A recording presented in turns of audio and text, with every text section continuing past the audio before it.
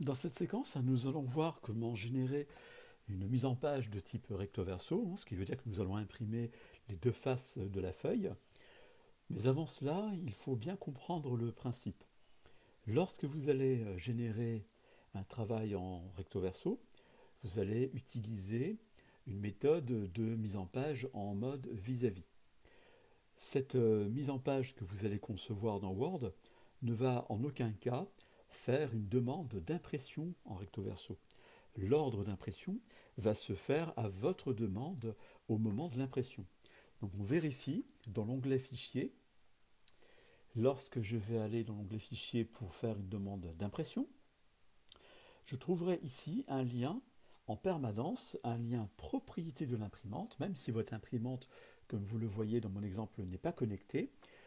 Je possède une imprimante Canon, mais là, pour le coup, elle n'est pas connectée à mon ordinateur, ce qui ne m'empêche pas de travailler les propriétés de l'imprimante et en cliquant sur ce lien, de choisir l'option ici, impression recto verso. Donc je donne un ordre à mon pilote d'imprimante de choisir une impression recto verso. Il ne me reste plus qu'à valider. En aucun cas j'imprime le document pour le moment. Je vais simplement paramétrer la demande d'impression recto verso. Il ne me reste plus qu'à préparer la mise en page dans Word, ce qu'on va faire de ce pas. Je reviens dans mon document. Voilà. Alors, cette notion de mise en page recto verso demande une manipulation à faire au niveau de la mise en page. Donc, je vais rentrer dans l'onglet mise en page et je vais aller ici sur le pictogramme de la mise en page. Donc, j'ouvre une boîte de dialogue et dans cette boîte de dialogue, au niveau de l'onglet disposition, je coche l'option page, page paires et impaires différentes. Voilà. Et en cochant cette option, on va voir apparaître ici dans l'aperçu cette notion de vis-à-vis que je vais appliquer à tout le document. Bien, avant de valider, je vais en profiter pour changer les marges. Car lorsque je vais créer une mise en page recto verso, donc je vais avoir des pages en vis-à-vis, on va travailler avec un système de marge extérieure, les marges extérieures, sur le bord des feuilles, et un système de reliure. Alors pour les marges extérieures, je vais demander de disposer des marges gauche et droite à 1,5. Ce qui veut dire que pour une page située à droite, on appellera ça des pages impaires, numérotées 1, 3, 5, 7, 9, etc., on aura la marge droite à 1,5. En revanche, pour les pages situées à l'opposé, donc les pages paires, 2, 4, 6, 8, elles auront une marge à gauche à 1,5. Et à l'intérieur, je vais générer une reliure pour pouvoir mieux relier mon document. Si on doit faire des trous pour pouvoir classer les feuilles, eh bien, je vais créer ici une reliure de, allez, on va dire 1,5 cm. Et on le voit sur le petit dessin qu'on rajoute une marge supplémentaire. Ce qui veut dire que pour la page située ici, la page à droite, la page impaire, j'aurai toujours une marge à droite de 1,5, comme c'est indiqué ici, et j'aurai une marge à gauche de 1,5 plus encore 1,5, c'est-à-dire 3. De même pour les pages paires, celles qui sont à gauche, j'aurai une marge extérieure située à gauche à 1,5 et j'aurai une marge à droite de 1,5 plus la reliure. Alors je vais valider et voilà ce que ça donne. Voilà, on voit bien pour les pages, c'est la première page, la page impaire. Je vais retrouver une marge totale de 3 cm, 1,5 plus la reliure, et à droite une marge de 1,5. Je descends à la page suivante et on constate qu'effectivement, pour toutes les pages paires, je vais retrouver une marge, cette fois-ci à l'opposé, donc la marge de droite à 3 cm, 1,5 plus la reliure, et la marge de gauche à 1,5. Lorsque le document est présenté dans Word, les pages sont consécutives, elles sont disposées les unes sous les autres. Mais si on demande une impression, les pages vont se retrouver imprimées sur les deux faces, recto verso, et quand on va relier l'ensemble, on aura bien un système de pages vis-à-vis avec à l'intérieur des marges plus conséquentes pour la reliure. Voilà, dans un premier temps, ce qu'il faut bien comprendre. Alors je vais revenir avec CTRL flèche oblique au début de mon document. En ce qui concerne les en-têtes et les pieds de page, là aussi le travail est déjà préparé. Je vais vous montrer en double-cliquant sur la partie en-tête, donc je rentre dans l'en-tête et on voit ici un message qui indique que nous sommes bien dans la partie en-tête, mais de la page impaire. Donc, imaginons que pour cette page impaire, pour toutes les pages impaires, j'aimerais mettre quelque chose donc à droite, hein. Alors j'ai une marque de tabulation par défaut qui est proposée ici, donc elle est à 16. Je vais la déplacer pour qu'elle rejoigne bien le bord de la marge, et avec la touche tabulation du clavier, je vais me positionner sur ce taquet de tabulation. Donc dans l'idée, hein, je vais mettre le nom de l'auteur.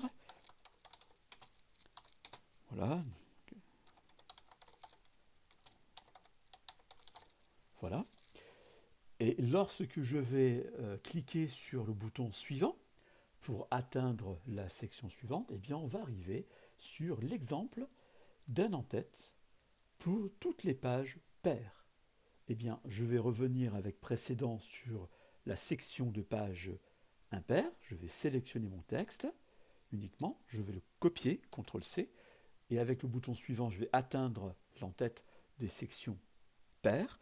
Et avec un CTRL-V, je vais coller le texte. Ce qui veut dire que lorsque vous allez travailler les en-têtes ou les pieds de page, eh bien, Word va vous proposer de naviguer avec ces boutons précédents suivants, tantôt sur une section de pages impaires, donc on va créer un modèle d'en-tête pour les pages impaires, et on pourra aussi, donc, de manière transversale, aller sur les en-têtes des pages paires, donc pour créer un modèle d'en-tête de pages paires. Et on le voit bien, je vais refermer mon en-tête-pied de page, on voit bien que d'une page à l'autre, quand je suis sur des pages impaires, 3, 5, 7, 9, je retrouvais l'auteur à droite, et quand je vais aller sur des pages paires, il est systématiquement mis à gauche, et à chaque fois, de manière, vous voyez, on le voit bien, à chaque fois, de manière alternée, on aura tantôt une page paire, une page impaire, et à chaque fois, le format des en-têtes respecte bien la disposition. Alors je vais en faire de même pour les numéros de page, hein. Je vais double-cliquer sur une partie pied de page, hein. Donc là je suis sur la page paire, donc avec l'onglet création, je vais insérer un numéro de page et je vais proposer bas de page. Voilà, parce que j'aimerais bien que mes numérotations soient en bas de la page. Alors je vais laisser Word faire apparaître la liste de mes numérotations de pages. Voilà, donc il me propose des modèles. Et on peut remarquer quand on va descendre un petit peu plus bas, qu'il propose, vous voyez, des modèles pour les pages paires et impaires. Alors je descends un peu plus loin et je vais prendre, je ne m'inquiétais bien tout à l'heure, ce modèle-là, vous voyez, ce petit modèle. Donc là, je suis sur la page impaire, hein, ou la page paire, je ne sais plus. Eh bien, il suffit que je regarde en bas, je suis sur la page paire, la numéro 2. Donc je propose ce modèle, puisqu'en général, pour les pages paires, je le rappelle, les numéros sont toujours à gauche. Voilà, je clique dessus, donc là, il me crée la page. Avec le bouton suivant, je vais accéder au pied de page pour les pages impaires. Je reviens en précédent, pardon, parce que j'étais déjà sur la page paire. Je reviens donc avec précédence sur la disposition des pages impaires. Et ici, eh bien, je vais proposer d'insérer un numéro de page, pas de page, donc de même acabit. Il faut que je recherche dans ma liste, je le retrouvais, donc le voici, ce sera celui-là. Puisque lorsque je crée des numérotations de pages, pour les pages impaires, les numéros sont toujours placés à droite. Voilà, en vis-à-vis.